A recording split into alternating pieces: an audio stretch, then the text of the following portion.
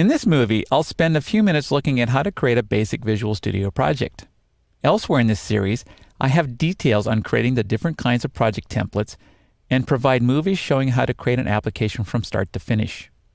My goal in this movie is to show what happens the first time you run Visual Studio and how to create a basic project. How are you going to start Visual Studio? Okay, that was a rhetorical question. You know what to do. In Windows 7, I'm going to go to the Start menu, and then I'm going to look in All Programs, and I'm going to find my copy of Visual Studio. That's relatively easy to do because I've just installed it on this computer, and Windows 7 is highlighting that folder in yellow. I'll open this up, and I'll find my Microsoft Visual Studio 2010 shortcut. Before I click on this link, though, I'd like to add a shortcut to my Start menu. That's really easy to do in Windows 7 by right-clicking and choosing Pin to Start menu. The next time I go to the Start menu, it's available up here at the top. Let's run the application. I'll click on the link, and after about 3 or 4 seconds, Visual Studio starts and shows me the Start screen. There are times when Visual Studio needs administration privileges to complete a task. Here in Windows 7, that is easy to accomplish. I'm going to go back to the Start menu, go up to my shortcut, and I'm going to right-click and choose Run as Administrator. And now I want you to look on the title bar of these two versions of Visual Studio. The one in front says Administrator in parentheses. That's how I know that this is running with elevated privileges. For today, though, I only need one copy of Visual Studio, so let me close this top window. There's one more thing I would like to show you before we create our first project. Visual Studio and .NET ship with dozens of additional tools. Let's go back to the Start menu and go to All Programs, and then back into the Microsoft Visual Studio 2010 folder. You can see in here there are lots of subfolders.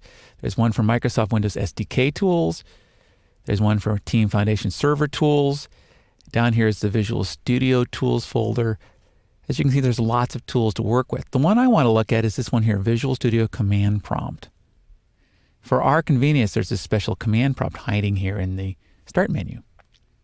I'm going to run it and see what it does. Look at the top of this window. Up here it says Setting Environment for Using Microsoft Visual Studio 2010 x86 Tools.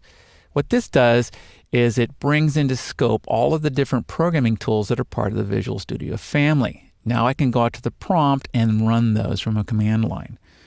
So I'm going to move to the top folder by typing in CD and a slash. And then I'm going to type in the name of one of these tools. There's a tool called MS Build, for instance. When I press enter, it shows that it found MS Build, and now it's asking me for additional information. For another example, here's a tool called Visual Basic Compiler. Again, I'll press enter. It finds the tool, and since I didn't provide the rest of the settings, it just shows me the help file. We're going to be using this tool occasionally throughout this course. For now, though, let me close the command window. Finally, we're ready to create our first project. There are a couple of ways to do that from this screen. One, I can click on this New Project hyperlink. Or, if I'd rather, I can go up to File, New, and then choose this project menu. Today, I'm going to use the hyperlink. So I'm going to go back to the Start screen and click New Project. Visual Studio shows me a variety of different project templates. I have more details about these later in the course.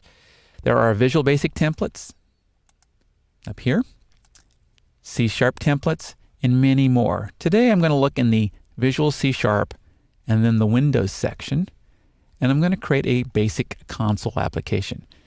I'll leave the settings at the default, and then I'm going to click on OK. After a few seconds, Visual Studio loads the project template and shows me my code window. I would write the code, I would compile the code, I would run the application, but those are topics for another movie. That was easy, wasn't it? Coming up in the next movie is the thrilling story on how to use the Solution Explorer over here on the right edge of the screen.